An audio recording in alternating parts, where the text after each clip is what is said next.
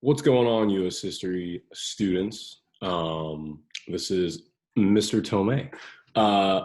So this is the first of many videos that I will be recording and that you will be watching on my YouTube channel, right? Tyler Tomei. Make sure to like and subscribe down in that corner down there, right? Right, we got to like and subscribe, people. These videos here are going to be important because they're going to be the source of the majority of our lectures in this class. They're going to act as a resource for you when it comes to studying for future exams. The nice thing about having my videos online is that you are always going to have access to them, and you can always go back. You can pause me if you want to take notes. You can fast forward, go like 1.25 speed. You can slow it down if you need to. That's really the nice thing about these videos. Typically every week, there's going to be 2 to 3, anywhere from 20, maybe to 30-minute videos that I'm going to ask that you watch. You know, it's one of those things you can just watch if you're just chilling on the couch and you got your phone on the YouTube app, right? It's really easy. It doesn't take much more out of you. Most important thing is to watch, pay attention. If you want to take notes, take notes. But the good news is, with my slides being available in the Google Classroom and these videos being available on my YouTube channel, you're always going to have access to this material. It's kind of the nice thing about virtual teaching. This is going to be as long as, we're going to do this as long as distance learning is a thing. If we go back, then, you know, I'll probably be doing this in class. But until then, this is pretty much going to be kind of your homework assignments to do throughout the week, is watch these videos, and then usually use these videos to respond to either a discussion question, a worksheet, things like that. So that's kind of what these videos are going to do, and that's their purpose. And they are very important. If you fall behind the videos, all right, and you just don't watch them, you're not going to be able to complete the weekly assignments, and you're going to start falling behind in class. I can't stress enough, we only see each other for about 2 hours a week. That's roughly what we're going to average for this social distance time. Normally, we see each other for 5 hours. That means I got to cover 5 hours of material efficiently as I can and do it in 2, right? So if you fall behind, miss a day, you're going to be in a little bit of trouble. So you got to keep up with these videos, got to keep up with the material, okay? So with this first video is going to correspond with our first lecture, which is about Indigenous American groups. We're moving towards our first unit. Our first unit, which I posted in our PowerPoint slides over here, it's about the foundations of America through the Revolution. In fact, actually, if you go to classwork, you see that Unit 1, Foundation of America through the Revolution. I'm going to put all our Unit 1, if there's homework, if there's anything like that, test, it's all going to be in this Unit 1 like heading right here. So you're going to see it all lined up here, okay? So you're going to click on the PowerPoint slides, right? And then that's how you're going to access them right there, okay? These are going to be continually updated throughout the year. Right now, I've only done 11 slides. That's because I don't want you guys going forward or ahead. So every other day or two, you're going to see that these slides get updated, and there usually be a corresponding video, okay? And since I have this up right here, I think we can go ahead and get started. So our first unit, it's going to take about 4 weeks. We are going to learn pretty much, somehow we are going to learn everything from kind of the early pre-colonial days of America through the Revolution. So every video that you're going to see here is going to be covering a lot of material. So it's a good idea to either slow this video down, pause it when you need to, take notes, yeah, we'll go from there. So let's go ahead and get started with our first video of the year. Yay! Let's go for it. So if we were to come here in the United States or anywhere really in the Americas, and we were to have come here 500 plus years ago, what you would have seen is mostly preserved natural landscapes. And then you would have seen a significant increase in overall wildlife. And you also would have seen, depending on where you were, different people who were already inhabitants of the land. And we would call these people, you often probably call them like Indians or Native Americans. I refer to them as Indigenous Americans, and Indigenous being they were the first, they are from here. They were the original Americans, the OG. That's just the truth. That's the way it is. A long time throughout American history, up until recently, we've often really not covered Indigenous Americans. They're not really a part of our curriculum, but I think it's important that we recognize the original people. If we're going to talk about U.S. history, we got to talk about the original people who were here in the United States before we even founded our country. So as I said, the original Americans were Indigenous Americans. For thousands of years, they had had successful and thriving communities across the Americas. So when I say the Americas, we're talking not just about the United States, we're talking about Canada, Mexico, all of North America, the Caribbean, and then we're talking all the way down to South America. You probably remember back in middle school, or even elementary school, you might have learned about the Mayans, the Aztecs, the Incas down in South America. And these are, different various ethnic groups and tribes that thrive throughout the Americas. Here in the Bay Area, the local tribal ethnic group here were the Ohlone people. You might have heard of Ohlone College before. If you're wondering where that name is from, now you know. The Ohlone were the people of the Bay Area. You can actually learn more about them here. I've included a link so we could see where this takes us. It shows you kind of their history. Unfortunately, we don't have enough time to spend and really dig into their history, and nor am I really the person or the expert to tell you about their history. But play around with this website if you're actually curious. You can play culture, people, government, things like that.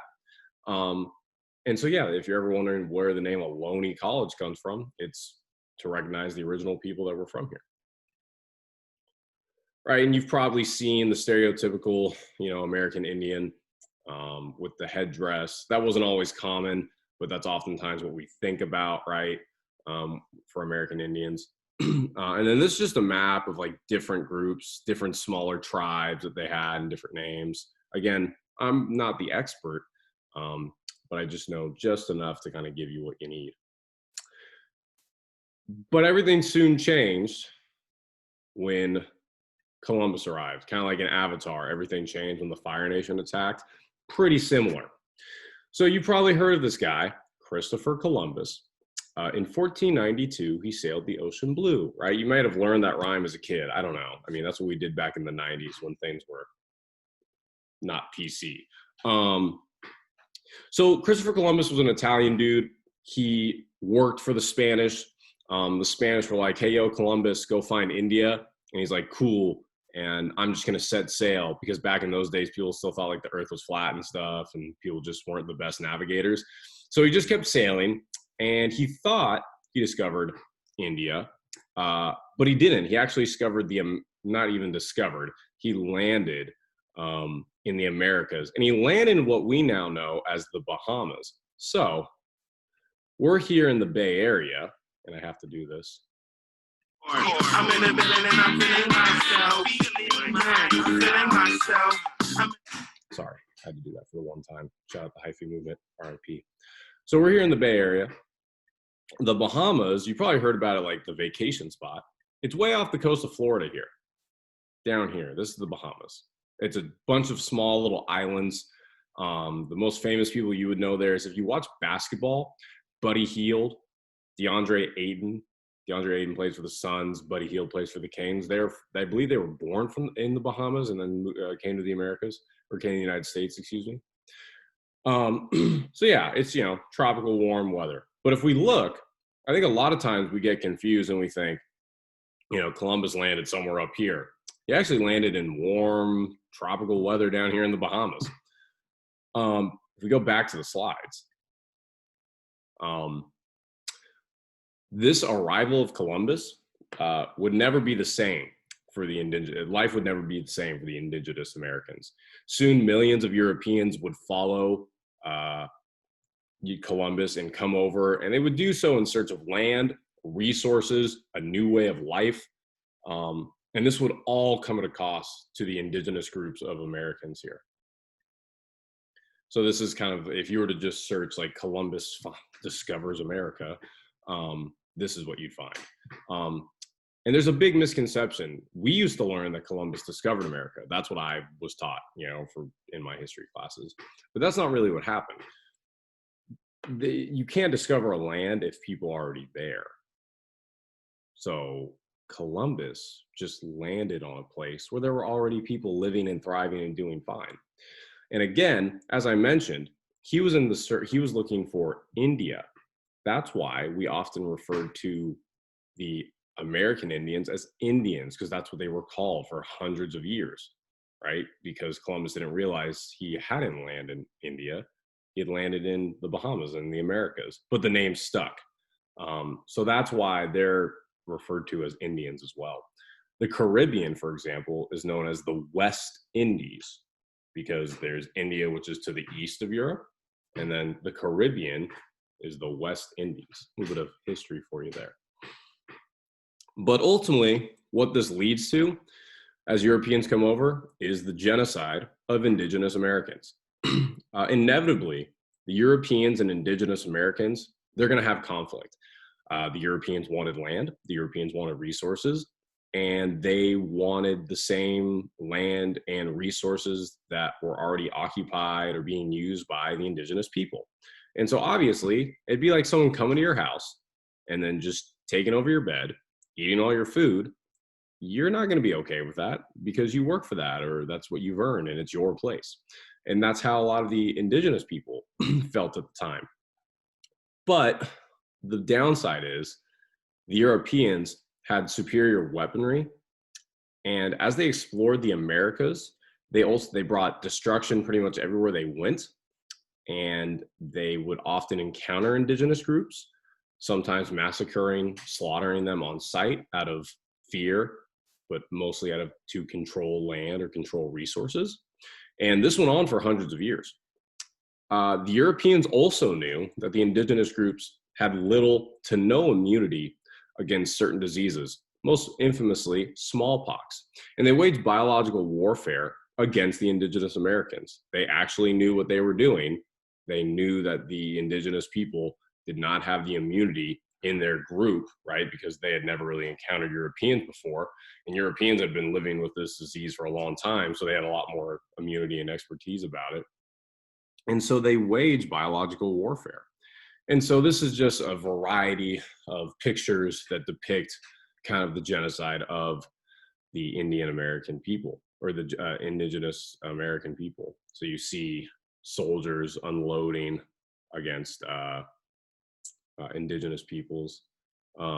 We see blankets being handed to the indigenous peoples, but oftentimes these blankets were known to, potentially have been with someone who had smallpox, and they knew that, and that's what the bottom left photo depicts, is that if these the indigenous people, took these blankets home with them back to their villages or their places where they lived, that the people across the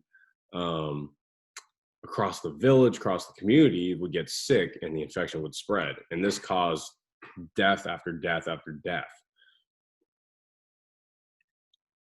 And so just about 200 years after Columbus landed in the Americas, it's estimated, there's no exact number that is known, there's no way of for sure knowing, but historians, anthropologists, who look at this stuff, right, and do this for a living, they estimate that about 145 million indigenous Americans had been killed across the Americas. This is about 90 to 95% of the entire population at the time, right? So just an insane amount of number. Many historians would argue that this is the worst, most devastating genocide of all time. And they probably have good precedent and good point, and they make a valid argument just with the amount of death and really the amount of the percentage of the population that was wiped out.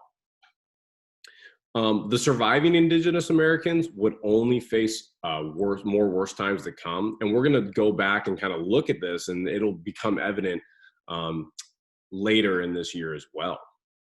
So we'll talk a little bit more about the Indigenous Americans um, as we go forward.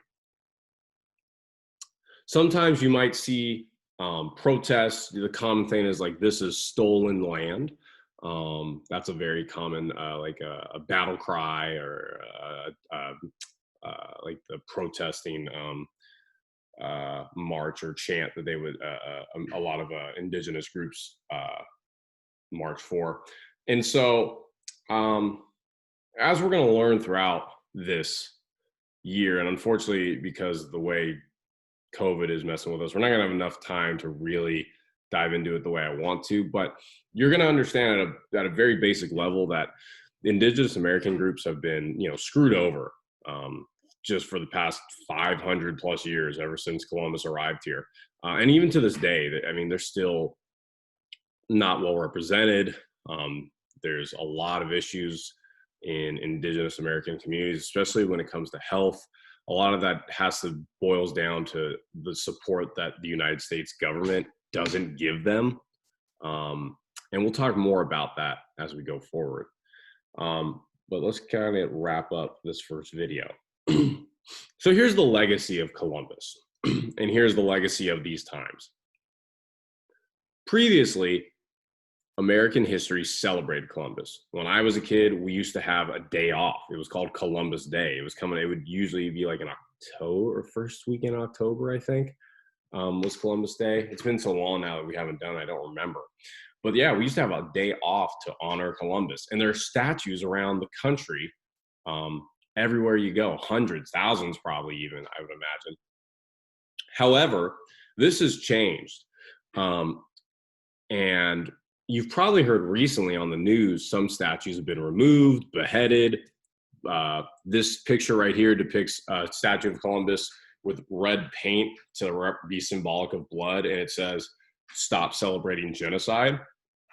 And so the good news is, as time has gone on, we've kind of begun to look at Columbus and really view him for, the villain he is. The fact that he has, committed so many atrocities, him and his soldiers, and then the subsequent Europeans that followed him.